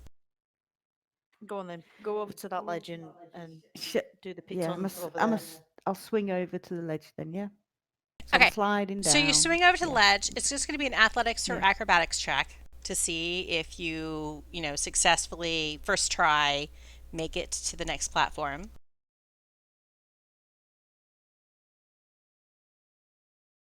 All right, no problem. Effortlessly, you swing on the rope. Woof, woof, woof. Looks acrobatically delightful. And you land. Not a single bit of rubble is disturbed on top of the second platform. So weep, whoop, whoop, whoop, whoop. You land on the opposite corner. And it seems to be less of a triangular platform this time. This time it really is more like a square piece jutting around. Theoretically, 3 people could fit on it. It's probably better if one of them, it's like two medium-sized people and a halfling. Right. So I'm putting a piton in here. Yeah. Okay, so you take out your hammer. Yep. And I tie the string to the hammer, and then I tie that around my wrist in case I drop the hammer. Okay. Just in case, because I don't want to be dropping the hammer, do I? And I am kind of clumsy. Sometimes. Okay. That's fair. Kymir?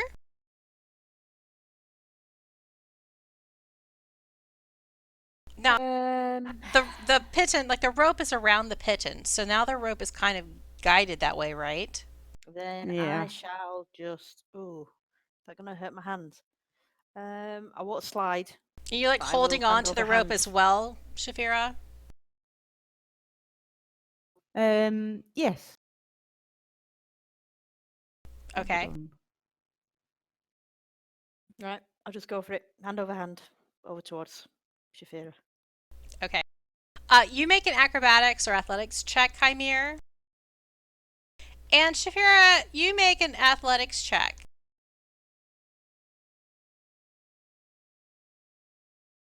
Okay, Kymir, you seem to be fine, assuming Shafira is fine. Oh, jeez, Louise. Oh no! Shafira, you're still fine. You're wobbly a little bit because of the weight of Chimera on the rope. So you toddle a little bit trying to balance, but this is a decent sized platform, so you don't have to worry about falling off the side with the amount of pull you experienced. And Chimera manages to successfully edge his way over to the platform and join you. I thought you were a consummate rope handler. So Shafira and Chimera are now 40 feet down the shaft. Stiiv, you see like what, a faint little glow of Shafira's head. Karathlana can see you fairly well. Just, a little bit gray tone. You can wave, you can do hand motions, Karathlana. Platform 2 has been achieved. platform 1 is empty of bodies. Can't wait till we get to platform 9 3/4. Oh, and the sun is going down. So it's gotten dark, or it's dusk where Carathlana and Stiiv are currently. So you start to have less natural light coming into the sunken tower. Alright, well, with Carathlana giving him a gentle push, Steve will start going down to platform 1.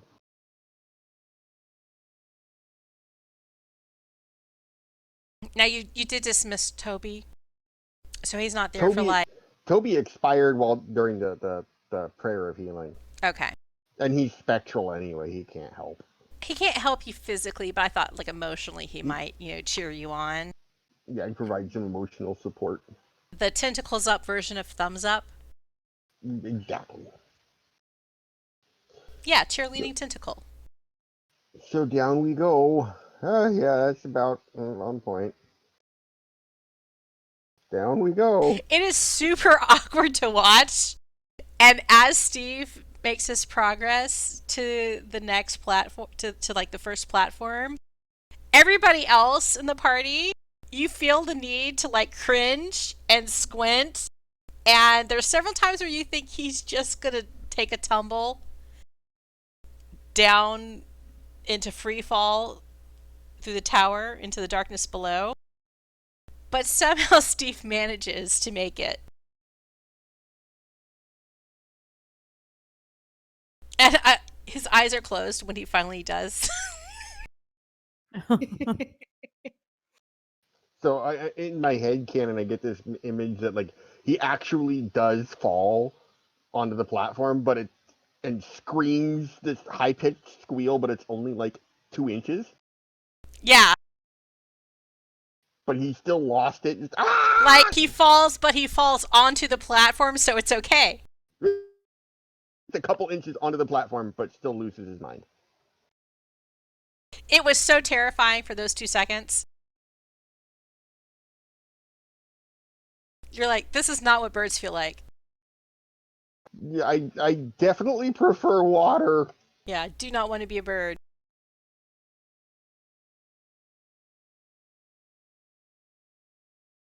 Now what?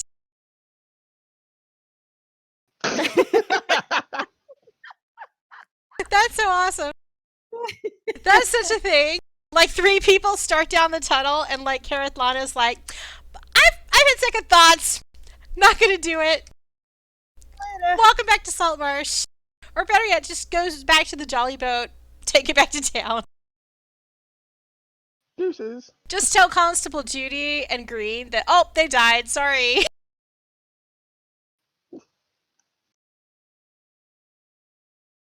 It's really terrible.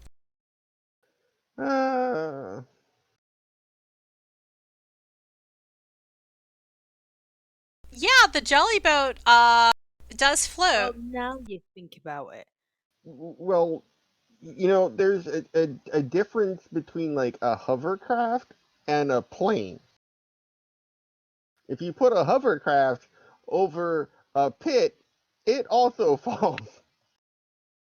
But that's a scientific thing. This is No. Jolly was more The Mephits can actually float, but they can only float for a short distance. I forgot what I wrote down what that distance is, but I think it's like 60 feet or so. And then at that point, they kind of need a nap before they move any further. So the Mephits could have helped you like floating safely a certain part down the tunnel, but they probably couldn't have made the whole way.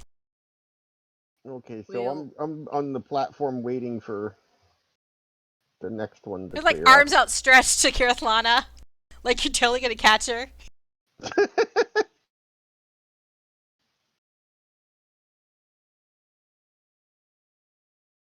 We're rooting for you, Carathlana. Please don't lose 2 characters in 2 days. Oh shit. Here again. It's super awkward And Kareth Lana is like trying to ease her way down the rope, and she loses her grip like a couple times. And at the last second, she lets go, but she falls on top of Stiiv. I'll catch you. Ah!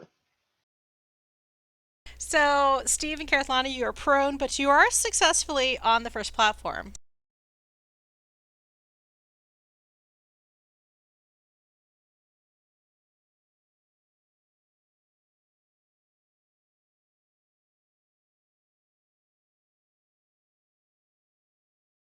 There you go.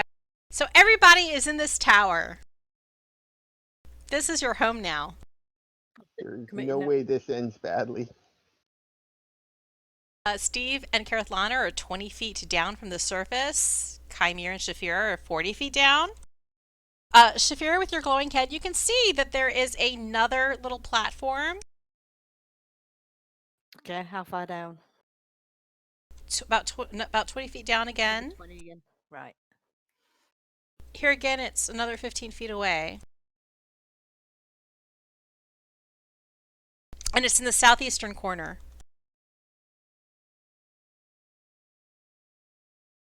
I'm going to nudge Shafira and say that way. So I've pitted the rope here. Yes. Yes. So shall I? Do you want me to swing over to the next one, or? Well, it Yeah, worked so well last time. Currently, the rope is just like dangling from where you are from the last piton that you nailed into the wall. From Okay. there down to like the darkness. So yeah, I guess do the same again. Slide down and swing over. All right.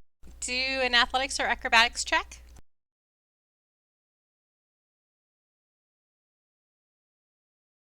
No problem. Shafira, you make it over to the next little platform. You're 60 feet down now. Okay, how big is the platform? This one is more narrow. There is only room for one person. Yeah, okay. A little tiny halfling. But you can see that there is one more platform down from where you are.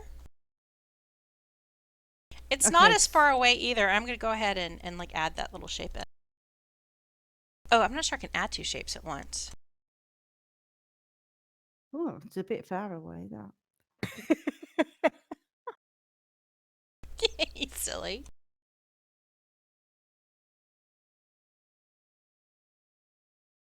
Okay, so I'll pin the rope then on this little platform.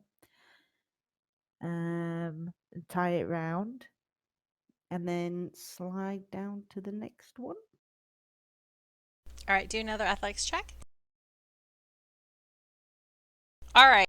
It is not as graceful as your previous movements. Especially considering you don't have to swing as much. But maybe that's the problem. Maybe it's because you don't have to swing completely across the tower ruin. You don't have the full 15 feet to work with, that you kind of overcompensate a little bit. And then the last couple of feet, you're just kind of still in the air over the platform, and you awkwardly shuffle down to a solid floor surface. Okay, but I made it, and But you've made it. You're now like 80 Yeah. feet down. Now, the first thing Okay. you can notice from your light, that 20 feet, you see that the tower continues below. But what you can tell now is after that 20 feet, you've reached the end of the tower, and it seems to be open space to the floor. And you can't quite see any floor yet, but it does seem to be an open area. There are no longer stone walls beyond the next 20 feet. So there's no platform after this point that is 80 feet down. So we have platform 4 and then open drop. Yeah, it seems to be an open drop after that. Okay. So, and how big is this platform that I'm stood on? It's a little bit more than 5 feet square. Like, it's about 7 feet square, so easily 3 people could stand on it. Okay. with like a little bit of extra room. So you might actually be able to fit 4 people and a halfling. There'd just be a lot of personal space. So like this is not the platform you would want to stand with Wilhelm on because somebody would get pregnant. Oh God, yeah. Everybody would. But for your party, Um, it's probably safe. Should I leave the rope loose so it's easy for other people to get down? I think. If you look from the platform that's above you at 60 feet, even though that one's very narrow, there's only about a 5-foot difference between where that platform ends and where this platform begins below it. I mean, it's not like a huge gap. So someone could technically fall through the spaces between, but it's not necessarily inconceivable that it would be easy for them to just jump from one to the other and not fall to their doom. If that makes sense. I'm hoping I'm describing with any sense of like comprehension.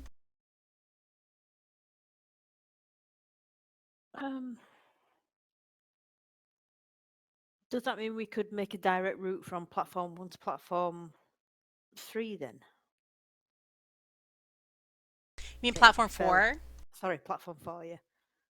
Yeah, like platform 4 is still about, there's a little bit more of a distance between platform 1 and platform 4. Like they could dangle and swing farther down, but there's not as much distance like horizontally as between the other platforms.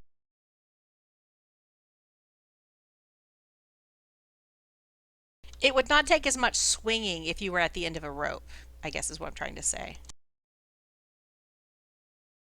Right, so I'm shoving a pitting in. That's a brand new word made up today, people. Pitting in, you've heard it here first. That is like a Pitting in, phrase. shoving. I'm shoving a pitting in.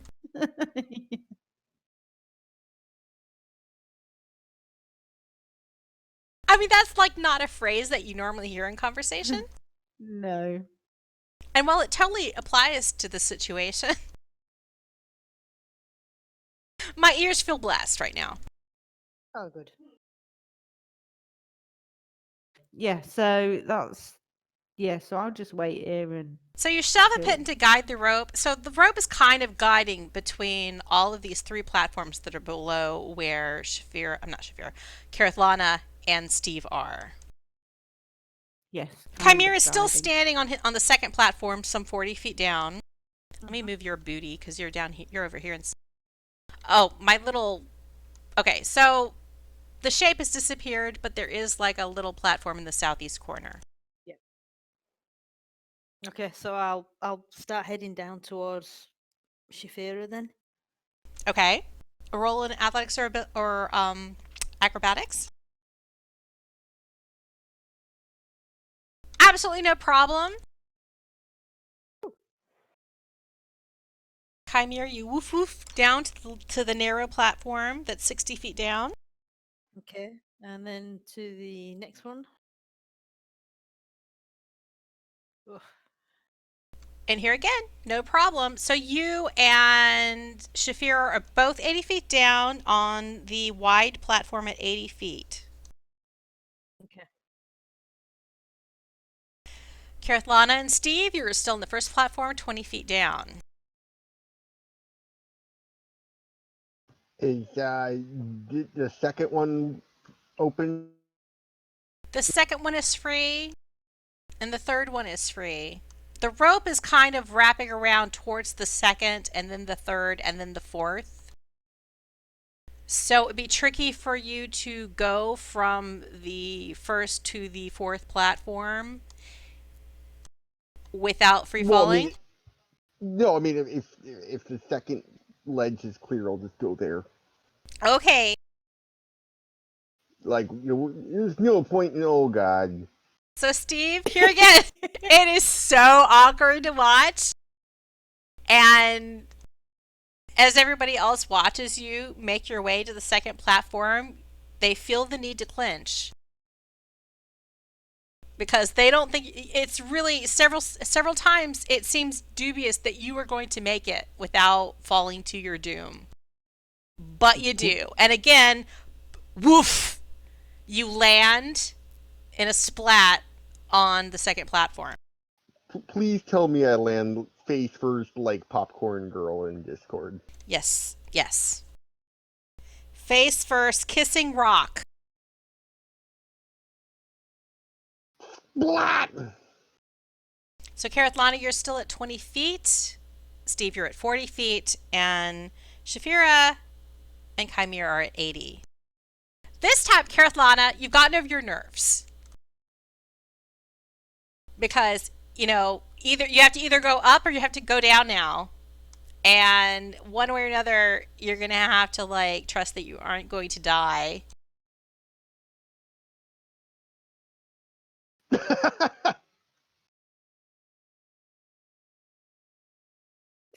Come on, Karathlana, we still got places to go. And rather than climbing up with that 21, we're gonna say that you joined Stiiv on the second platform. You're also 40 feet down now. All right, time to go to number 3. Oh God. Number 3 the is small only one, wide isn't it? enough for one of you at a time. Can I get some of that divine guidance before I go to the small platform? Maybe. Want some of the encouragement of the gatekeepers Yeah. laid upon your horns? Yeah. Your proto horns, I Okay. guess. Here we go. Ooh, I thought that was a 1 then. I did too. Okay, so that's an 11. So Stiiv, you're fine. Your knees are wobbly, but you actually did a better job of descending from platform 2 to platform 3 than you have the previous 2 times. Yeah, I actually didn't fall.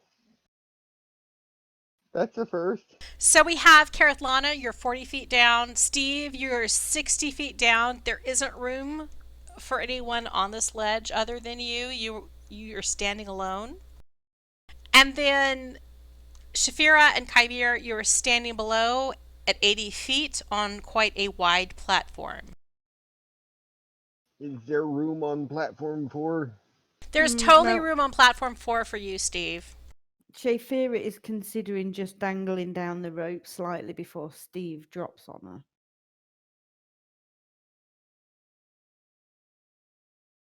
So which do you want to do? You want to dangle first, or do you want Stiiv to join you first? No, I think I'll dangle first, just so there's more room for Stiiv to land on, just in case. Just Doesn't want me because to he fall doesn't on seem him. to be. This doesn't seem to be his strong suit. Need as much fumbling area as possible for Stiiv. Yes. No offense, Stiiv. Sorry. None taken. Okay, so Shafira, do another athletics acrobatics check.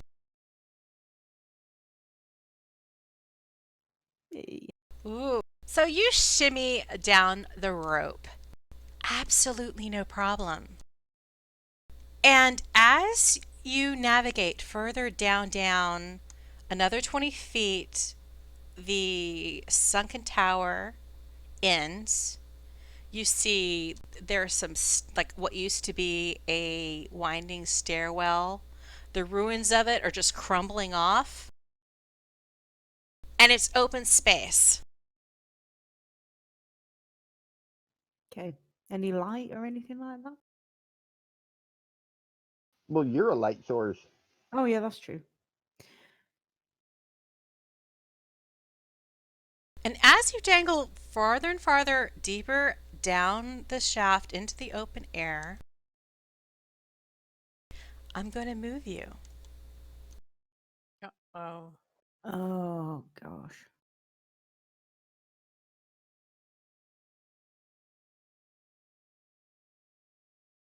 Oh, she went into the blackness, swallowed by the inky void of oblivion. It's dark, but I'm going to share another map with you. I don't know if I can actually share with just one person. I think you can, but I don't know how to do that, so everybody's going to get a share. Well, I think she can. Oh, well, there it goes. So you can see that rubble lines this chamber. Gravity's toll after centuries of decay. There is a giant crack that splits the stone floor below you, from whence a mighty tree once grew from below. You see that its branches are now scorched black with fire. It's no longer burning, it's just like charcoal timber.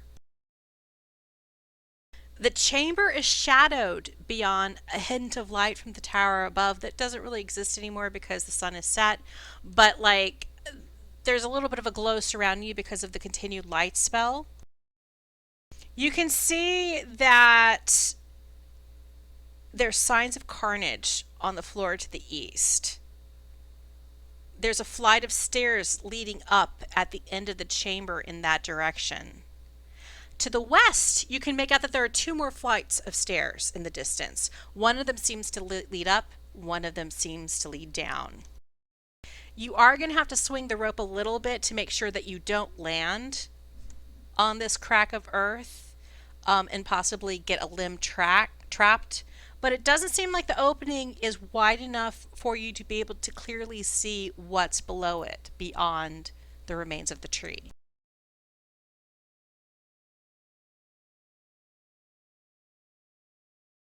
So Button. Okay, so yeah, so I was thinking I'll swing a little way so I land on solid ground and immediately sneak, just in case.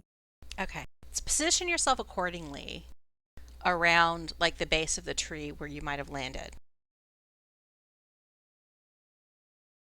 Okay, so you are on the ground below. You can tell now that you think this entire distance from the surface to the floor you're on now was about 130 feet. So your friends are about 50 feet from the ground. Okay. And Karathlana? Can you sneak if you're glowing? Oh, that's true. Yes, You are that's glowing. true. Well, I can try, can't I? I can hide behind the tree stump thing. You're I glowing. don't know. Yeah, you're like a little glowing bit in the darkness that is otherwise a burnt tree. From the Well, top, can we tell that she is? Karathlana is about 70 feet from the ground, and everybody else is 50 feet.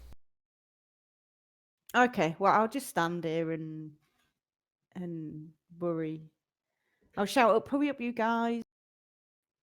I'm a glowing beacon." Do a perception check as well, Shafira.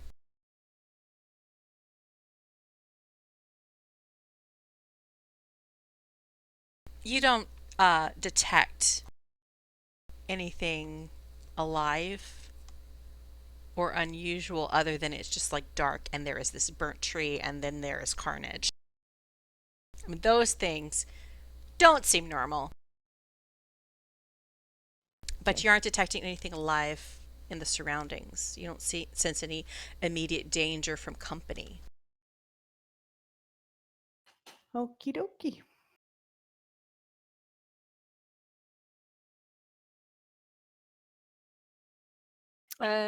Can I swing over and slide down towards Shafira then?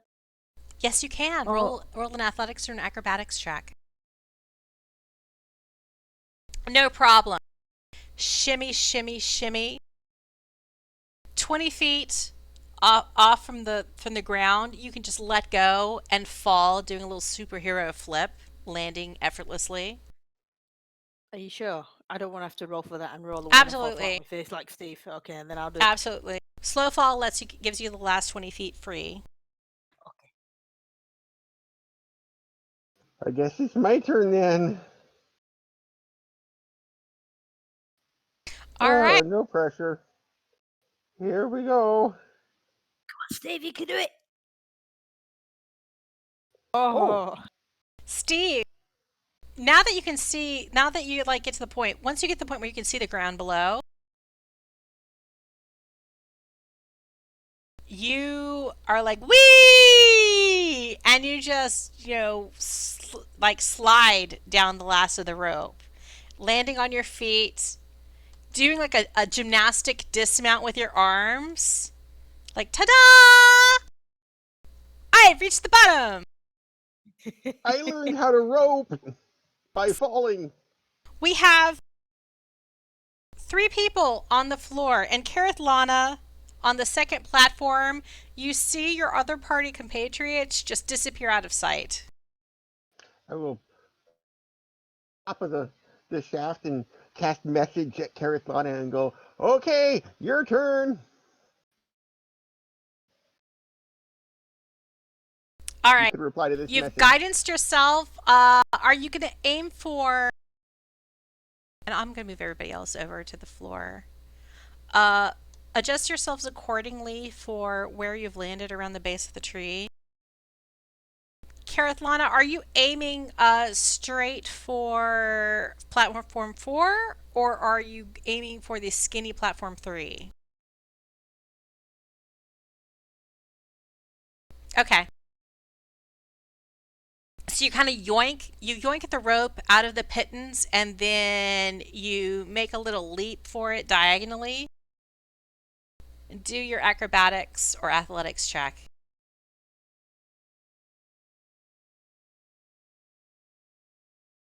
So you swing, Kareth Lana, and you kind of like land with a little splat on the really large platform. You don't completely fall, but you squat really, really low when your feet land on the platform. Like you misjudged the distance a little bit, but you safely made it to the platform 4.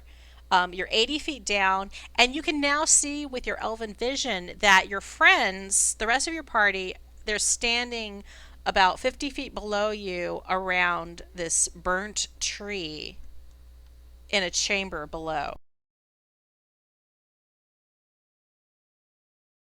And they're smiling and waving up to you.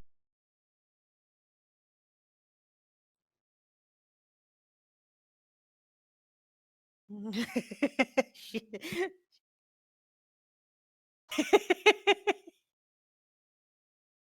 are you trying to say? I'm always smiling. And you hear Steve's voice in your head. Come on, it's good. The water's fine. We're totally not dying.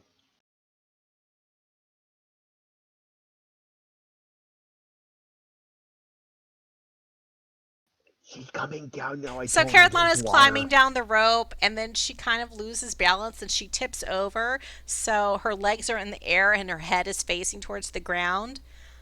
But she manages to kind of, get the last few feet down, even if she's upright, the wrong way up,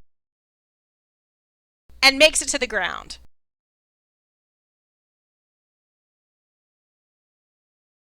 Everybody is now within the ruins.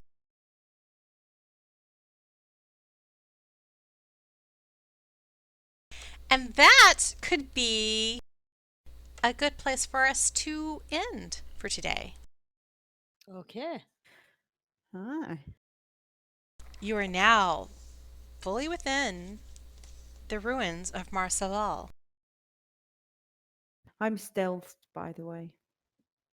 Except for the glowing. No, Steve transferred. Oh, he transferred it? Wait, where's the light now? It's on Kymir's horns. Okay. So that she could sneak. So, Shafira is sneaky. Kymir is not. Case. He's bright and horny. Yeah. Actually, I do have +3 to myself, so. I have -1. So that's where we'll leave it for today. You're in this chamber. There's lots of stairs. There's lots of carnage. There's this big burnt tree. Ah. There's rubble. You seem to be alone. And the map is oriented north. Yes. I did make note of it, but like all the maps, unless I specifically mark it otherwise, should be like normal cardinal directions, so that like north is up, west is to the left, east is to the right, and south is down. Well, we had some weird ones in the King's Yeah. Factory. Those were like the game supplied ones. I mean the module supplied ones. They were a little bit of kilter because they were drawn for Greyhawk rather than Eberron. Ah. So Nicely thanks, done. guys. Thanks, Bonnie. See you We'll see you in a in 2 fortnight. weeks. Bye. Bye, Steve. Don't Bye, die. Steve.